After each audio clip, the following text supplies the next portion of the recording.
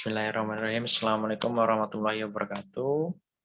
Kami dari kelompok 5 kelas Statistika F akan mempresentasikan tugas akhir dengan judul Pengaruh Pandemi COVID-19 terhadap upah buruh di berbagai sektor. Kami menggunakan data dari Badan Pusat Statistik sebagai data, kemudian kami olah.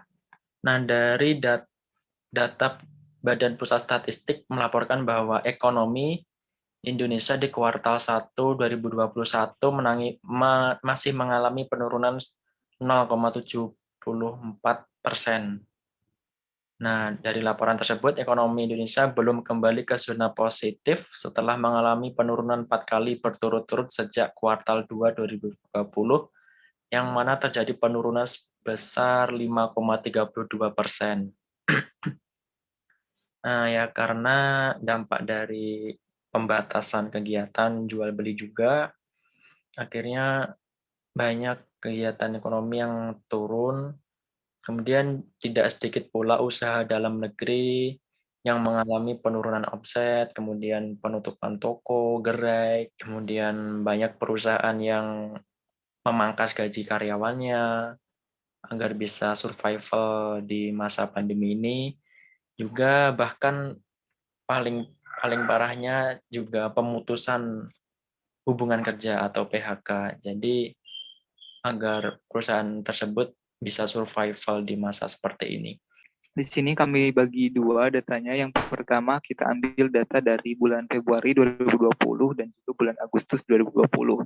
Nah, di setiap datanya itu terdapat banyak sekali provinsi. Ada 34 provinsi di Indonesia yang kami hitung rata-rata upahnya, yang dimana di bulan Februari 2020 ini dengan rata-rata upah terendah itu ada pada Provinsi Sulawesi Barat dengan upahnya sebesar Rp1.511.948. Sementara itu untuk upah tertinggi di bulan Februari 2020 di sektor perdagangan ada di DKI Jakarta, yang dimana itu berada pada interval 4 juta sampai dengan 4.500.000 dengan rata-rata upah di DKI Jakarta itu sebesar Rp4.175.885. Nah, untuk selanjutnya bisa kita lihat di sini ada tabel distribusi frekuensi. Untuk selanjutnya itu saya akan membahas tentang data pada bulan Agustus 2020, yang dimana ini adalah data ketika masa pandemi COVID sedang berjalan di Indonesia. Nah, di upah bulan Agustus ini dengan frekuensi terbanyak itu ada di interval 1 juta sampai dengan 1.500.000, yang dimana di interval ini hanya ada satu provinsi atau bisa kita sebut dengan upah terendah di bulan Agustus 2020 ini, yaitu ada di Provinsi Sulawesi Barat dengan totalnya Rp1.228.305.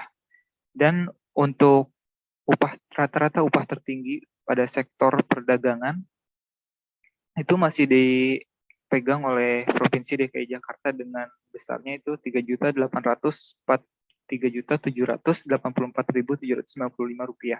Kemudian disusul Provinsi Banten dengan Rp3.321.900. Bisa kita lihat di sini distribusi frekuensi di bulan Agustus rata-rata upah pada sektor perdagangan.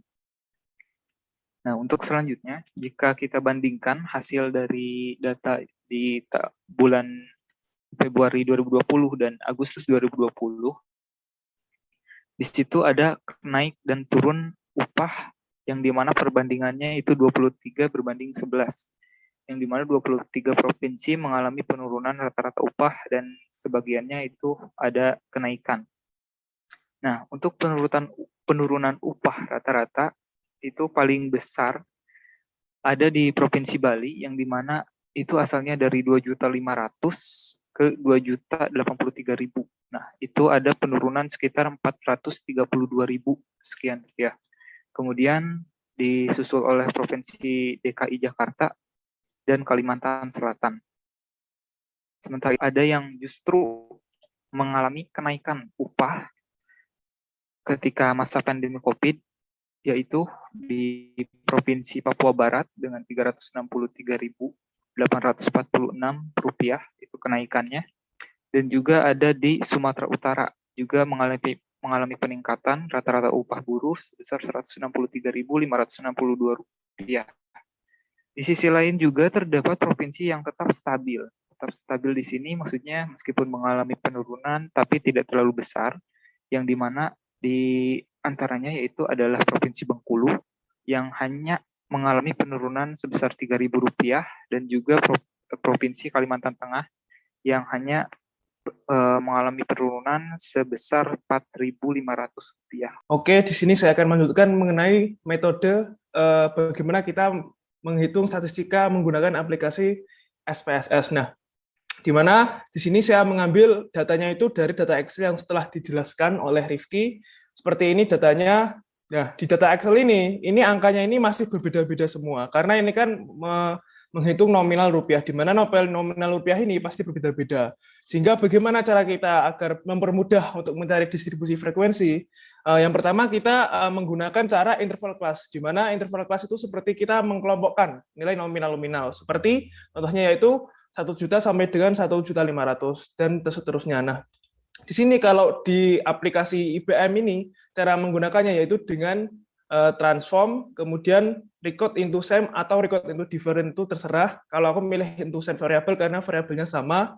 Lalu nanti kita klik rata-rata upah ini, Nah, setelah itu kita klik alt and new values. Nah, nanti di sini kita akan mengisi range-nya, di mana range-nya itu 1 juta dan true-nya itu 1 juta sampai 1.500.000 seperti itu.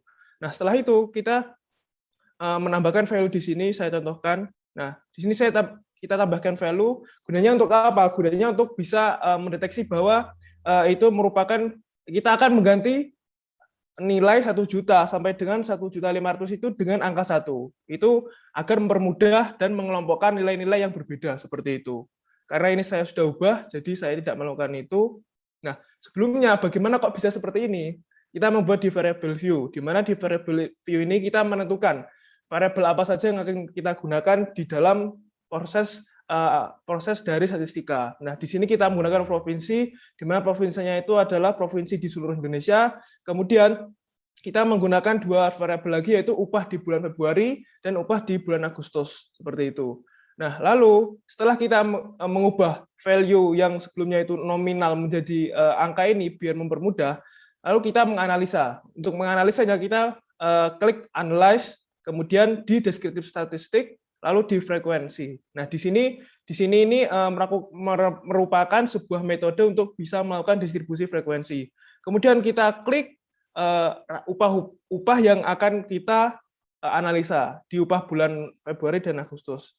Nah, langsung kita klik ini, lalu kita chart-nya itu kita tambahkan bar chart. Kalau ingin nambahkan histogram tidak apa-apa, kalau saya menambahkan bar chart atau bentuk batang seperti itu.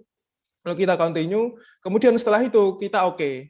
Nah, nanti program akan melakukan analisa, lalu akan muncul output-nya. Nah, output-nya untuk seperti ini. Yang mungkin yang dijelaskan oleh Givari itu, data-data itu merupakan data dari sini. Nah, data dari sini ini merupakan sebuah data yang telah telah dianalisa dan diolah seperti itu agar biar mempermudah dan mempercepat untuk menganalisa seperti itu. Kemudian setelah itu sudah ini bisa di-save atau diekspor. Setelah itu bisa digunakan untuk penganalisa seperti itu. Baik, di sini saya akan menjelaskan tentang kesimpulan.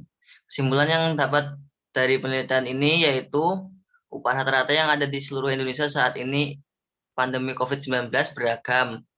Ada yang turun rata-ratanya dan juga ada yang naik. Tidak sedikit juga yang tetap stabil.